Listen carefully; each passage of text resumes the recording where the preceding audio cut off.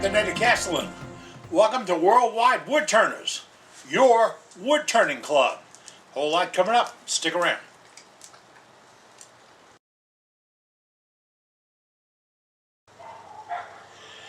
Hey, it's a Sunday afternoon and most of New Orleans is either in the Superdome or at home watching the Saints beat the Falcons.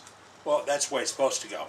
At least that's the way all the guys at the Times-Saver told me this morning, is they're going to an ass-kicking party.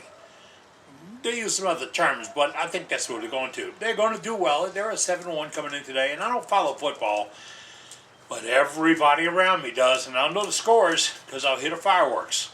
Yep, we're crazy like that. Well, it's been an interesting last 2 weeks. Well, sort of interesting for me, maybe not as interesting for you. We started this Worldwide Woodturners thing about 2 months ago.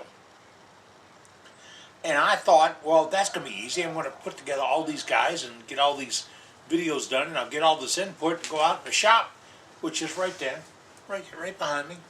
Go out in the shop and do all this turning. Well, it's pretty simple. I took a bad fall in the house, then on the steps, and then in the tub, and then getting in the car. Yeah, it's been a kind of month. If you crush your giblets, you really don't walk right for a couple of days. Mine was not bed rest. Mine was don't pick up anything heavy in my ass and try not to pick up my ass too often. While the things healed up and got back. Still got a killer left knee and a killer right hip. But hey, we're in it and we're fighting. We really are. So I got to make amends for this. I didn't get to produce the videos I told you to this month. Although I've worked them out a really good bit. I have. And I've heard from you. I have. Let me tell you right off the bat. I heard from Harry Keel. I want to say it's Keel. I got to look it up here. Harry Keel dropped me a note the other day. And he said, hey, Cap, you always harping about wearing this mask. Put your mask on when you turn. That's the deal. Put your mask on when you turn. This and that on and off switch should be connected. Before you press the on switch, put this on. When you take it off, press the off switch. Harry said he didn't think anything about that story. There's a lot of hype because I'm selling these masks. I don't sell these masks. I don't get anything for anybody selling these masks. This is a Uvex Bionic. And it's got the polycarbonate shield and an adjustable headband and hat rack and all that other stuff. And it's adjustable for how it tips in and out of your face. And you can even, I think if you were into it, you can smoke a cigar in here. But all I wanted Harry to do, like I want you to do, is be safe. And Harry said he put it on because he was turning a little block like a bottle stopper top. And he had it between points. And I'm thinking, wow, I could see better without this. And about a quarter of a second later, right off his mask. So hard it almost moved the shield off his head. Little bitty block of wood, spinning at 3,000 RPM, coming off the lathe, right here. That shield is what saved him. Now Harry wasn't a great looking guy to start with, but now he doesn't look any worse. But he wore his shield. I'll harp on this, and sometimes you'll catch me here when I'll do it, and I'll take or retake or something, and I'll forget to put the shield on. It's my fault, and I'm not going to harp on it. It happens. But the way to go about this right is prepare for the what if. This only takes a minute. What if it comes loose? What if it goes flying? What if it hits a lathe? What if all these things are what ifs. Think about them before you start turning. If you eliminate the what ifs, you'll be a safer turner. And your work will come out better. But think it through. Take a second to think it through. I'm getting a weird message. I don't know what this one is. Let me stop. I wanted to bring that because sometimes I'm accused of beating the drum too loud, and therefore you don't hear the drum. But Harry was a good example of what happens and what could happen. It's the what if thing. Harry figured out what if, and he kept on his mask. I got in some toys the other day to play with some stuff, and my friend Ruth at Ruth Now's Bottle Stoppers sent me some jigs to put on my joiner chuck to make some buttons and brackets and things for Christmas. Pardon me. And I thought, wow, what a great idea. Jewelry at almost no cost. You copy hobby up with Hobby Lobby and you've got some great gift ideas. So my hip is healing. My knee is the one that's the problem. And I'm going to get in the shop this week and do a little bit of this turning and get some of these things done. We still put out the newsletter, although I don't have a lot of feedback from you. I got one guy that says, will you teach me how to turn a perfect sphere? It's okay with me as long as your term of perfect and my term of perfect is the same thing. Because I've done some that are truly round, not gouged up, marked up, or torn up, and I've done them without a spear cutting jig. But if you got some bucks, you can get a spear cutting jig, then get talent, and then get patience. But the best way of going about it is to kind of, hey, wait. I can put this together. I can do a thing on how to turn a sphere and get it shaped up. And then take the scraper and do a shear cut on the outside for the hot rodders. Do a shear cut on the outside. It's a scrape on the outside using that gouge to do a little light pass. Yep. And take off some whispers and clean it all up. I could combine 2 or 3 different things in one, and then I can hold it in a vacuum chuck to hold it, or I can put it in a donut chuck and I got to get in the shop. This one's building itself. It is, really is. But I got to tell you, what I get in the mail is amazing. I got a box of pen blanks for the Freedom Pen Foundation. I think it's Rusty's got them. Rusty, I can't pick it up yet. It came in by the mail. We'll get it back to the shop this week. And that's part of why we didn't do the one on the grinders. Can't pick up the grinders. Or it wouldn't be a smart move to do so. But we're going to do something about how to sharpen with 4 different tools to achieve a sharp edge. So you don't have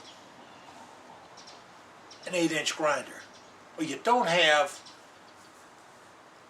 a belt thing that Excelsior makes, or you don't have a Tormek, or you don't have a Delta, or you don't, I don't care what you don't have.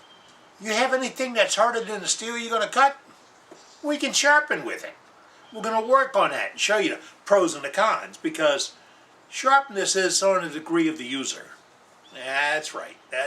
If you don't think that's a chicken do answer, nothing is a chicken do answer. You see, if I'm turning a bowl out of a big blank, and I want to really get on muscle out and get some wood out of the way, I will not go any further than 1 pass on a medium grade CBN wheel. I don't know the numbers, okay, it's medium grade. 1 pass with my jig, my Blackhawk jig, 1 pass, or my Wolverine jig, or my shop-made jig, or my $2 jig, 1 pass, consistently in that notch, with the settings all the same. I'm taking off the minimum amount of cutting of steel, and I'm putting on a maximum amount of edge. But that edge is going to have teeth on it. Remember I said I'm going to a medium cut wheel, not the fine cut wheel. It's going to have teeth on it. Why?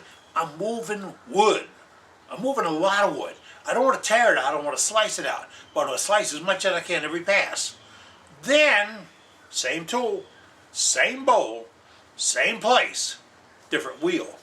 I'm going to step up a notch to maybe a 300 grit wheel, a CBN, or a carbon wheel, or my belt sander, or my stone, or. And we're going to touch up all these things, because, you see, once I've moved the wood, now I have to finish the wood. And you can't finish wood with dull tools. It's a story I heard about a long time ago, and I got to believe in it. You can't finish wood with a small tool, with a dull tool, all right? Or a dull brain. Come on, brain. But we're going to get into that. Now, I told you I get things in the mail. I got those pen blanks, but I got this. I got a close-up photograph I'm going to snap up on here. This is from my website. See this? This pen? This is a project. This is an awesome little project. Okay, all right, get off the box, huh? So it's a turned pen. But guess what? This was done by, and I got to get his name up here because I'll mess it up. I got to find the name. I got notes. Patrick Hogarth did this for me. This is a pen by Patrick Hogarth. But the piece, I've done a whole lot of kitless pens using a Bic or somebody else's refill to go into my pen shaft, my wooden shaft. I turn the shaft. I've done hundreds of these. 10 years ago, we did one of our first videos on a 12-cent pen because that cost 12 cents at one time. That was a refill. Now it's down to 9 cents. Hey, thank you, Trump. All right, but this is a simple project until we added this. This is a slip-in cap that goes right over it. Now, Patrick was smart enough to do accent colors. I'm not that sharp. I'm thinking about doing one with, what do they call them? They're like highlighters. They're pastel colored in blues and reds and greens. I got a box of them over there. I forgot I had bought it at the grocery. And the other day I found them out here because I can't come out here. I'm going to color mine. And that'd be out. Now, you can color the pen too. But say you want to do purple and gold because LSU kicked butt on Alabama yesterday. In Alabama for the first time in years and years and years. And you want to have a purple and gold. You can do purple and gold. But if you're still an Alabama fan and you want to do the red and the white, you can do a red and a white. Now, if you're a Saints fan, you know, back in the gold, and et cetera, et cetera, et cetera. You can have a little fun with it. Now, you don't have to have an engraver to do the God Bless the USA, which was really nice, Patrick, and I appreciate it. And the Christian symbol on it. But if you can't add that, you don't have to. But let me tell you what the magic to this project is going to be. The magic is going to be in a project is going to be right here. You see this? Just that simple. The cap went here, the cap went here. Now, if you think that's simple, if you think that's easy, don't come back for the demo. But if you want me to share how a month of playing with this thing and looking at it and examining it, and I played wood turner, I took it apart, I got my loop and looked down in there to see how it was done and all that, and that's where I found it at. Right there. I found the clue. And that clue sent me out to the shop. Well, I actually sent my wife. Management went out and took care of it for me. And I found the item. And then I figured out what Patrick did. That's right. Patrick, I'm going to give up your secret in a couple of days. I want to turn one of these pens and show them how to make the cap to fit just like yours does, which is awesome. This is just one awesome fitting pen. Makes a nice presentation piece. As my boss, management, says, that finishes an ink pen out when you put the cap on it. Me, when you buy a Bic ink pen, to start it off, you throw the cap away. But she's a manager, and she knows better. But it's a nice project. I want to get into doing this. Thank you, Patrick, for sending this to me. He said if it's worthy of the trip, it should go out of troops. If it's worthy of the trip. I love that. Patrick, they deserve stuff like this. This is the best people turn out of their shops. This is what it's all about. Folks, if you turn a pen, not this kind of pen, a pen, send it to me for the Freedom Pens Project. I will get them in the hands of troops who are serving America, protecting our freedom right now. That's right. No hullabaloo, no BS, no board of directors, no... We get them right to the troops. And that's what it's all about. Because guess what? That guy on the front line, he's got the only line. There are no people in the back line. They're all in the front line. And that's the ones that count.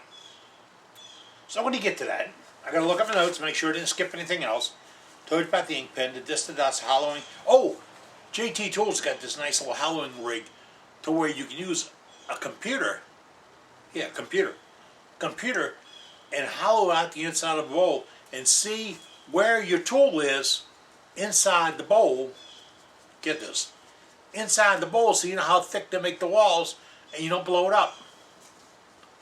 Yeah, all right. You don't stand back and do this to the computer. You drive and you look at the computer, because what's happening in there is going to be on a computer screen. So you're just, and you'll learn how to cut cuts. You'll learn how to go from thin to thick, or from whatever way you go. You'll learn how to make those passes, and you'll learn what that cutter does inside that bowl. But then maybe you can't do that computer thing. We're going to do another one where we're going to get rid of the computer and just use the camera. and show you what's happening the same way, what's going on down in there, and how you can feel it, and how you can sense it. Where's this coming from? Right there. Finest wood turners in the world are sharing these ideas. If you've got an idea for us, you got a suggestion, you got a way, you got a technique.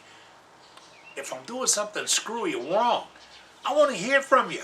You contact me on our website, www. Oh, that's the website. I want to say at our email. It's worldwidewoodturners@gmail.com. That's it right here, right? Right here. See the little square? Right there? Yeah. worldwidewoodturners@gmail.com. Get all these names running through my head and get confused. See that one? That's where it's at. Now with that, I'm going to turn loose some photographs I got in this month. And you're welcome to send them. I'll tell you more in a moment.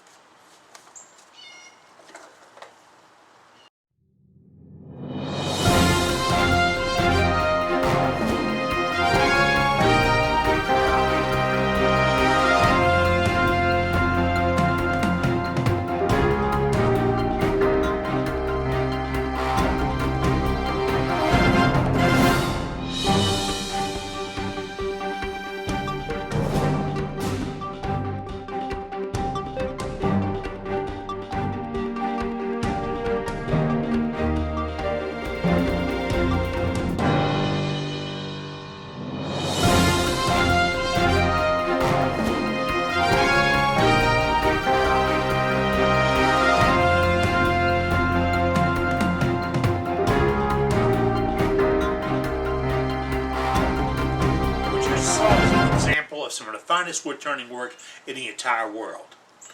Hey, I'm prejudiced. I believe it. I'm a little bit biased too, because this is the work of my friends, my pals, my buddies, my compadres. As one of my guys said, my bros. They're not my bros, but okay. This is some fine wood turning. And you're invited to send me a photograph of your fine wood turning whenever you do it.